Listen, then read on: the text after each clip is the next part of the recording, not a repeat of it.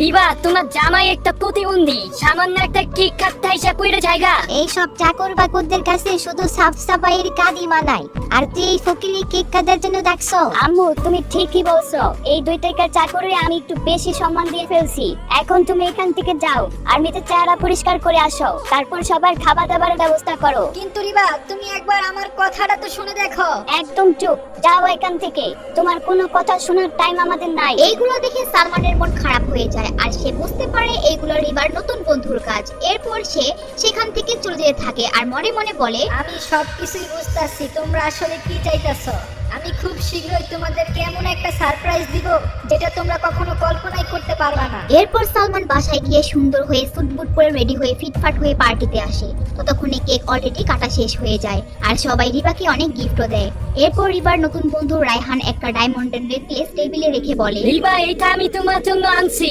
এটা আমার নিজের ডায়মন্ডের কালেকশন থেকে তোমার জন্য স্পেশাল ভাবে বানিয়ে নিয়ে আসছি। ওয়াও, এটা তো অনেক সুন্দর, আর এটা দেখে মনে হচ্ছে অনেক দামি হবে। Thank you so much Raihan. রায়হানের দেওয়া নেকলেসটি খুব সুন্দর ছিল, কিন্তু এইদিকে সালমানও সেই টেবিলের মধ্যে একটি ছোট বক্স রাখে আর রিবার উদ্দেশ্যে বলে, রিবা, আমি তোমার জন্মদিন উপলক্ষে ছোট্ট একটা গিফট নিয়ে আসছি, তুমি একবার খুলে দেখো। তোরে না মানা করছিলাম তামসা করতে না?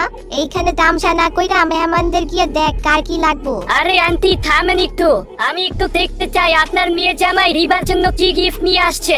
তখনই সবাই বুঝতে পারবে আপনার জামাইয়ের আসল রহস্য।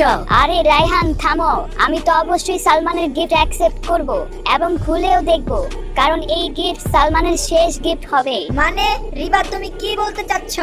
এটা আমার কাছ থেকে তোমার শেষ গিফট মানে কি? মানে আমি আজকে তোমার কাছ থেকে তালাক নিতে চাই। আমি অলরেডি কাগজপত্র রেডি করে রাখছি, তোমার ডিভোর্স দিয়ে আমি রায়হানকে বিয়ে করব। মানে কি রায়হান সাহেব তোমাকে বিয়ের জন্য রাজি হয়ে গেছে? আমি তো বিশ্বাসই করতে পারতাছি না। প্রথমবার রিবা, তুমি একটা ভালো ডিসিশন নিছো। এতদিন পরে এই চাক করে আর আমাদের সহ্য করা লাগবে না। রিবা, তুমি এখন এটা করতে পারো না, কারণ এখন তো আমি তোমাকে ভালোবাসি। কি তুমি আমাকে ভালোবাসো? দেখো, তুমি একটা চাকর আর আমি একটা রানীর মতো জীবন যাপন করতেছি। আমাকে তুমি ভালোবাসবাই। তোমার মতো এমন ছেলে আমার পিছে হাজারা ঘুরে, এখন কি আমি সবাইকে পছন্দ করব নাকি? রিভার কথা শুনে সালমান অনেক কষ্ট পায়, আর সে এইগুলো সহ্য করতে না পেরে সে একজনকে একটা মেসেজ পাঠায়। আর এইদিকে রায়হান রিভাকে সালমানের গিফট খুলতে বলে, আর রিভা সেই গিফট খুলে একদম অবাক হয়ে যায় আর বলে, আরে এটা হতে পারে না, কেমনে সম্ভব ভাই? আরে কি এমন আছে ওইটার ভিতর? এত অবাক হওয়ার কি আছে? আমি বলতেছি শাশুড়িজি, ওয়েট। ওই বক্সের ভিতর একটা রোলস রয়েলস এর চাবি আছে, গাড়ির নাম তো অবশ্যই শুনছেন, আর সাথে একটা রেয়ার ডায়মন্ডের ব্রেসলেট আছে। কি রায়হান সাহেব, রেয়ার ডায়মন্ড চিনেন তো? অবশ্যই চিনবেন, আপনি তো একজন স্বর্ণ ব্যবসায়ী। এটা আপনার সস্তা স্বর্ণ হীরা দিয়ে বানানো ব্রেসলেট না। এক মিনিট সালমান, তুমি কি বলতে চাচ্ছ এইগুলা তুমি আমার জন্য নিয়ে আসছো? মানে বার্থডে গিফট হিসাবে তুমি এইগুলো আনছো? ফালতু কথা বলতেছে। আমার মনে হইতেছে এটা কোনো কপি হইব, আর না হইলে ও কারো কাছ থেকে এটা চুরি করে নিয়ে আসছে। সালমানের এই কাহিনী দেখে সেখানে থাকা সবাই একদম অবাক হয়ে যায়, আবার কেউ কেউ হাসতেও থাকে। কিন্তু এইদিকে রায়হান খুব প্যারেশানির মধ্যে আছে। ঠিক সেই সময় রায়হানের ফোনে একটা কল আসে। হ্যালো এভরিওয়ান, আপনারা অনেকেই আমাকে কোশ্চেন করেন যে আপনি কোথা থেকে ডায়মন্ড টপ করেন। আমি মূলত গাইস কোডেক্স বাজার থেকে ডায়মন্ড টপ করি। কোডেক্স বাজারকে খুঁজতে হলে আপনাদেরকে প্লে স্টোরে গিয়ে সার্চ করতে হবে কোডেক্স বাজার। এন্ড এই অ্যাপসটা কিন্তু গাইস আপনাদের 24 ঘন্টা ডায়মন্ড টপ সার্ভিস দিয়ে থাকে। এন্ড এআই বট দ্বারা কিন্তু 10 সেকেন্ডের মধ্যে ডায়মন্ড টপ দিয়ে থাকে তারা। আর গাইস এই অ্যাপসটা কিন্তু অলরেডি 50,000 মানুষ ডাউনলোড করছে। তো আপনারা ইনস্টল করে নেবেন অ্যাপসটা, তারপর হচ্ছে একটা সাইন ইন করে নেবেন মোবাইল অ্যাকাউন্ট দিয়ে। অ্যাকাউন্ট খোলা হয়ে গেলে গাইস এখানে একটা পপআপে একটা লিংক আসবে, যেটার মাধ্যমে আপনারা কিভাবে ডায়মন্ড টপ করতে হয়, কিভাবে আপনারা টাকা অ্যাড করতে হয়, এগুলো ইজিলি আপনি শিখে দিতে পারবেন। তারপর গাইস আপনারা এখানে দেখতে পাচ্ছেন ডায়মন্ডের দাম কিন্তু অনেক কম দাম, এন্ড উইকলি মান্থলি এগুলো সব কম দামে। তো গাইস কোডেক্স বাজারের লিংক কিন্তু কমেন্টে দিয়ে দিলাম। হ্যালো রায়হান সাহেব, আপনার ব্যাংক বন্ধ করে দেওয়া হয়েছে, আপনার কোম্পানিও বন্ধ করে দেওয়া হয়েছে। আপনি একজন নকল ব্যবসায়ী প্রতারক, এর জন্য আপনার ব্যবসা সরকার থেকে বন্ধ করে দেওয়া হয়েছে। এগুলো আপনি কি বলতেছেন? এসব ফালতু কথা কেন বলতেছেন? আমি এইসব, আচ্ছা আপনি আমাকে বলেন আমার সাথে এইগুলা কে করতেছে? এত কিছু ভালো করে জানি না, তবে এইটুকু শুনতে পারছি চৌধুরী গ্রুপের নতুন মালিক, যাকে এখন অনেকেই দেখে নাই, আর তার নাম হলো সালমান চৌধুরী। কি বলতেছেন? সালমান চৌধুরী? একদম ঠিক শুনছ, চৌধুরী গ্রুপের মালিক সালমান চৌধুরী। আমি সেই সালমান চৌধুরী। আর আমি তোমার কোম্পানি বন্ধ করাই দিছি। আচ্ছা, তুমি কি ওই সালমান চৌধুরী যে আমার কোম্পানিতে ফান্ড দাও? আমি তো বিশ্বাসই করতে পারতাছি না। কিন্তু তুমি রায়হানের কোম্পানি কেন বন্ধ করাইছো? আমি যখন জানতে পারি ও তোমাকে প্রপোজ করছে, আমি একদম হয়রান হয়ে যাই আর সাথে সাথে ওর উপর নজর দেওয়া শুরু করি।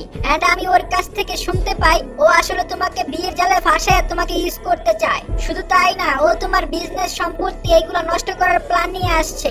আমি যখন ওর সম্বন্ধে এত খারাপ জিনিস দেখতে পাই তখন আমি ওর কোম্পানি বন্ধ করে দেই। এত বড় ধোকা! রায়হান, আমি তো তোমার বিশ্বাস করছিলাম, আর তুমি আমার এত বড় ক্ষতি করার চিন্তা করছো। আমারে মাফ করে দেন স্যার, আমার ভুল হয়ে গেছে। আমার কোম্পানি বন্ধ হয়ে গেলে আমি শেষ হয়ে যাব স্যার। আমি জানতাম না আপনি এই শহরের সবচেয়ে বড় বিজনেসম্যান। আমি জানলে আপনার সাথে এমনটা করতাম না। আমি একদম শেষ হয়ে যাব, এমনটা করেন না স্যার, প্লিজ। সব শেষ হবে কি? অলরেডি শেষ হয়ে গেছে। তুই আমার বউকে নিয়ে যে সমস্ত চাল খাটাইছ, আমি তোর জানে মানে এটা তোর ভাগ্য। এখন সর এখান থেকে। সালমান, তুই সবাইরে বলদ বানাতে পারবি, কিন্তু আমারে বলদ বানানো এত সোজা না। তুই যদি এতই বড়লোক হয়ে থাকিস, তাহলে তুই আমাদের বাসায় কেন চাকর হয়েছিলি? কেন তুই এই গরিবী জিন্দেগি কাটাইছিলি? আমি বিশ্বাস করি না যে কোনো বড়লোক এমন জীবনযাপন কাটাইতে পারে। ঠিক আছে, আমি তাহলে এই বিয়ের আসল কাহিনী বলি। আমি রিবাকে একটা পার্টির মধ্যে প্রথমে দেখি পছন্দ করে ফেলছিলাম, আর সেটা আমি সরাসরি বলতে পারি নাই, কারণ আপনারা জানেন চৌধুরী গ্রুপের মালিক কখনো কারো সামনে প্রকাশ্যে আসতে পারে না। আর হচ্ছে আমি চাই নাই যেই আমাকে পছন্দ করবে সে আমার পজিশন টাকা পয়সা দেখে ভালোবাসুক। তাই আমি একজন চাকর হিসাবে তোমার আব্বুর কাছে যাই, আর তোমার আব্বু আমাকে না করে দেয়।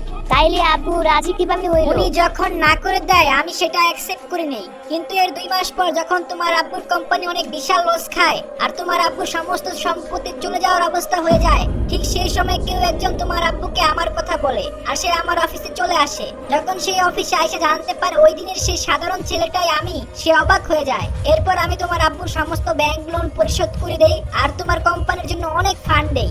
এরপর একদিন তোমার আব্বু আমার কাছে আসে। স্যার, আপনার চিনতে অসুবিধা হয়ে গেছিল।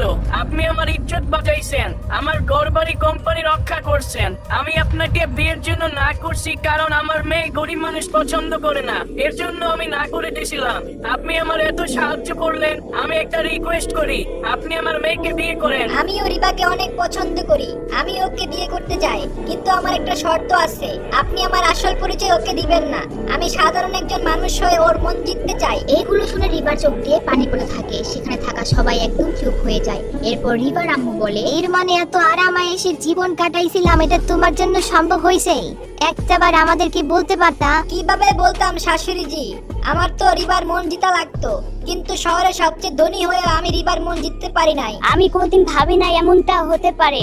আমার আজকে অনেক খুশি হওয়ার কথা ছিল যে আমার যেমন পছন্দ তেমনটা আমি পেয়েছি, কিন্তু আমার আফসোস হচ্ছে যে আমি টাকা পয়সার লোভে আমি একজন সত্যিকারের ভালোবাসা বুঝতে পারি নাই। এইভাবে বলো না রিবা, তাহলে আমি ইমোশনাল হয়ে যাব।